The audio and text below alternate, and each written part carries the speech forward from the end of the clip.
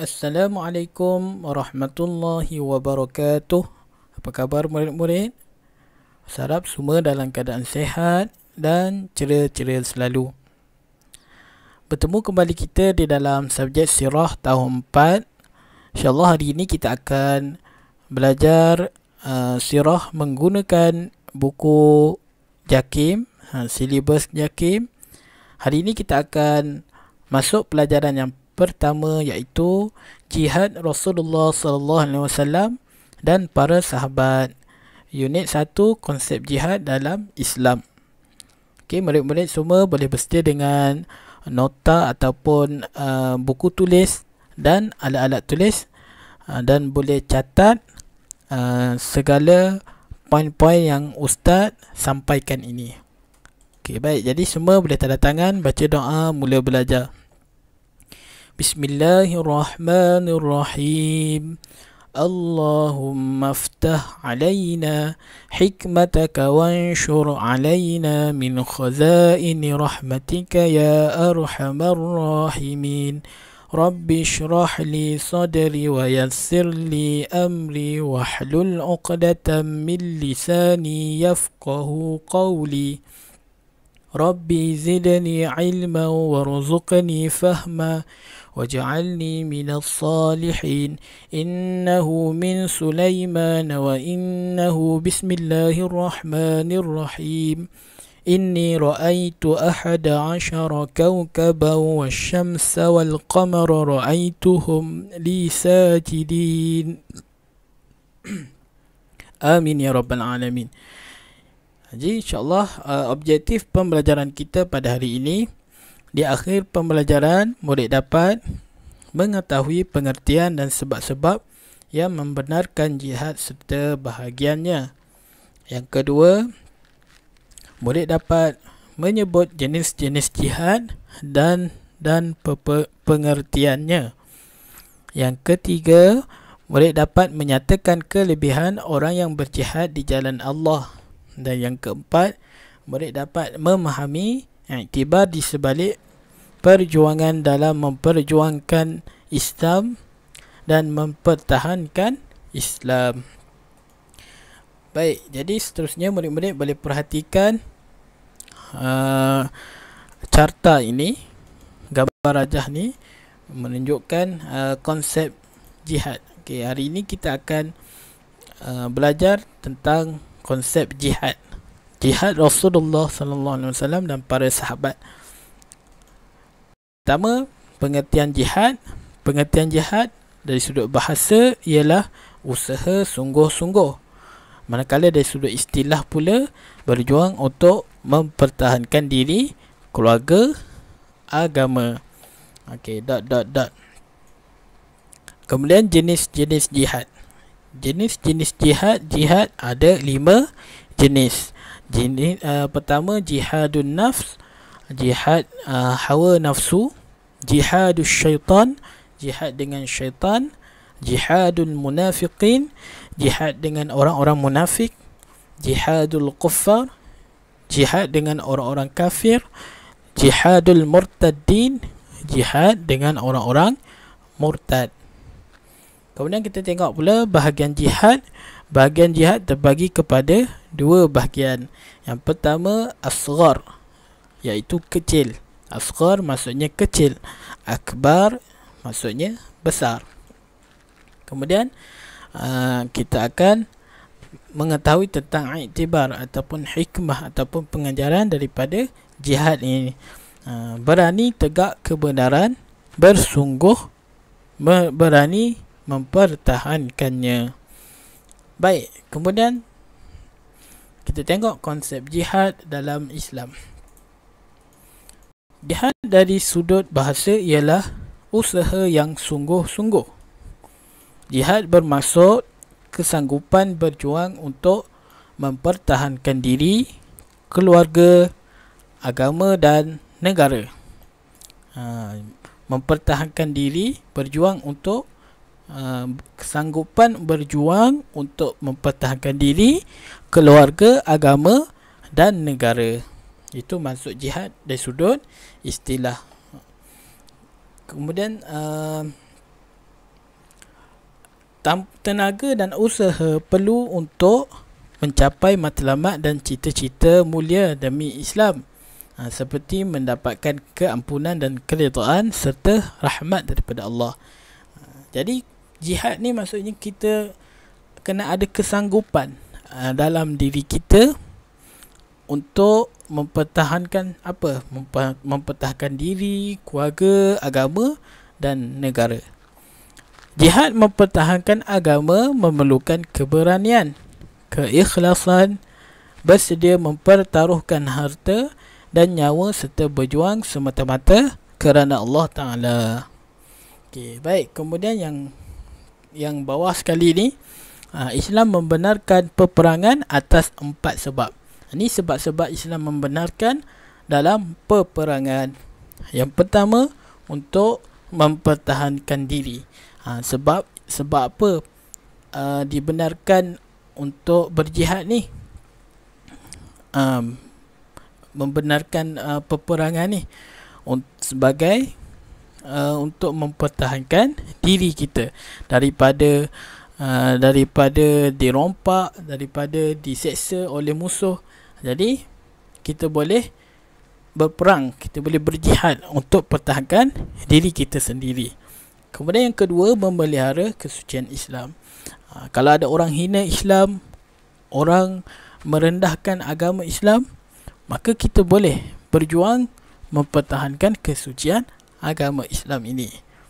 Kemudian contoh yang lain, kalau ada orang yang murtad, bila orang murtad tu dia mengotori kesucian agama Islam tu sendiri, jadi kita boleh perang, kita boleh memerangi dia.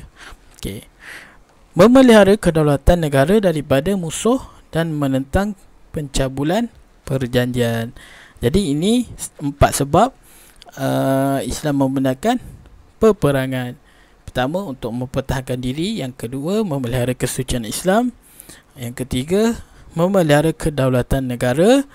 Dan yang keempat, menentang pencabulan perjanjian. Baik, bahagian-bahagian jihad pula. Bahagian jihad terbahagi kepada 2. Jihadul akbar bermaksud jihad besar. Jihad melawan hawa nafsu dalam diri sendiri daripada godaan syaitan.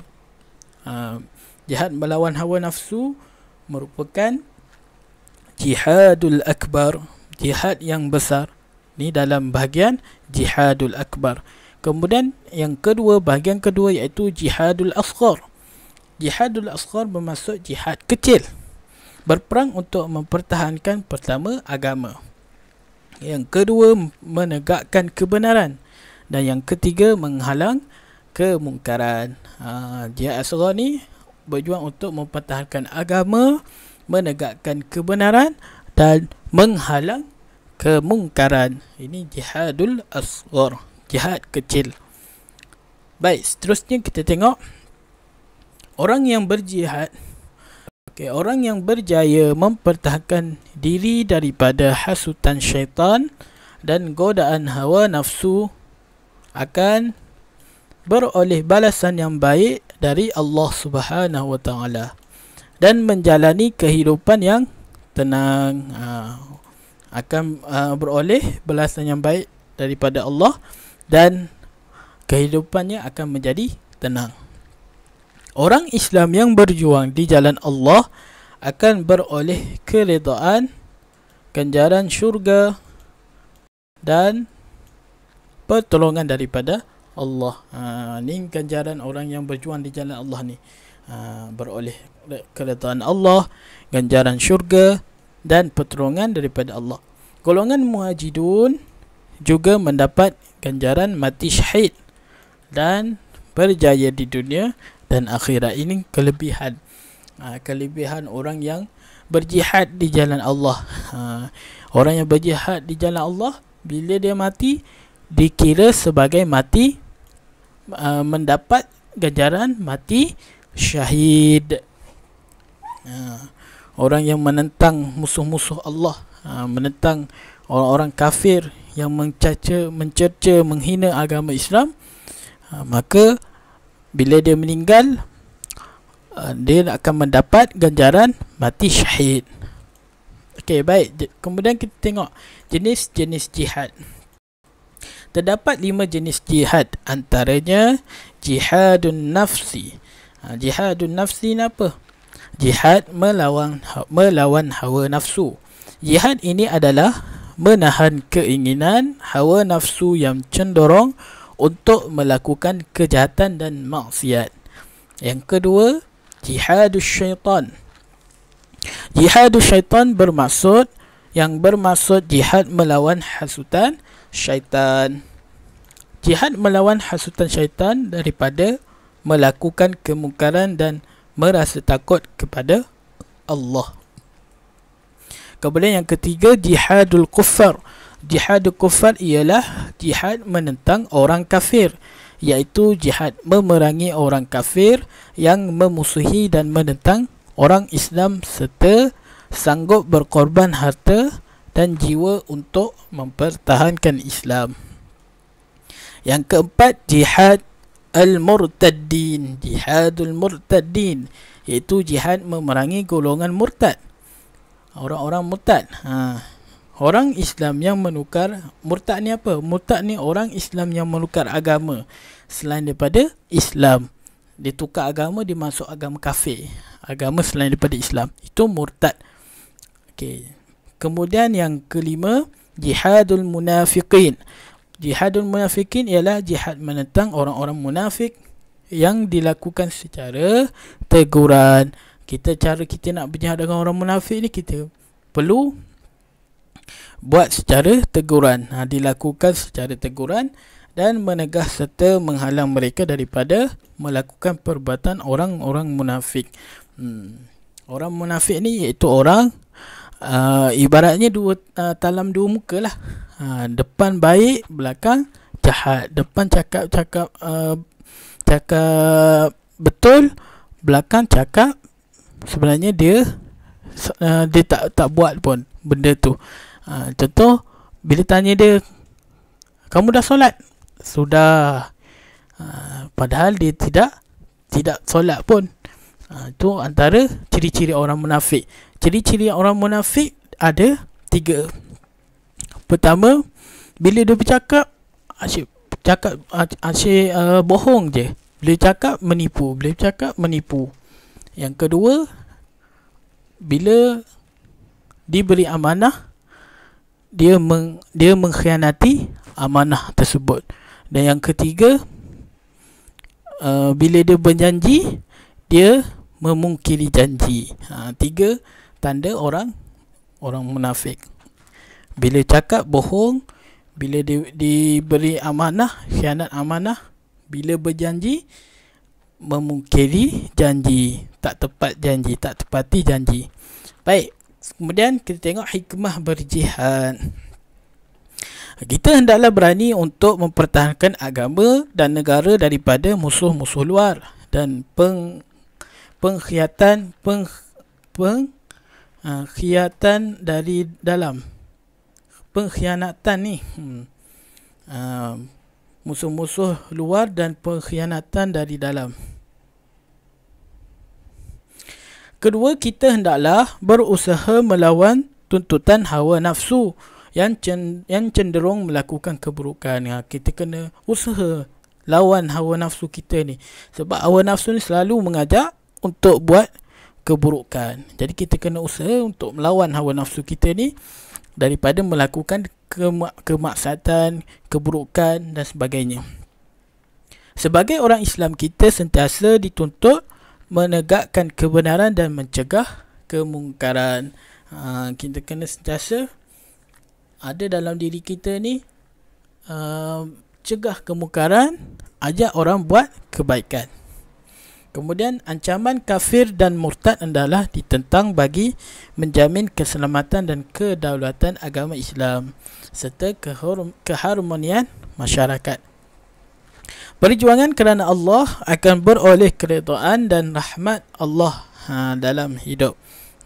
Peperangan mestilah bertujuan untuk mempertahankan diri, agama dan negara serta bukan demi kepentingan diri sendiri. Ini antara hikmah ataupun iktibar kerana apa kita kena berjihad untuk mempertahankan diri, agama dan negara, serta bukan demi kepentingan diri sendiri, bertujuan untuk mempertahankan diri, agama dan negara. Okey, baik. Jadi selesai pembelajaran kita pada hari ini. Murid-murid semua boleh buat latihan di dalam buku sirah, buku siri inovatif sirah tahun 4, muka surat 42. Baik, selesai. Sekian, terima kasih. Assalamualaikum warahmatullahi wabarakatuh.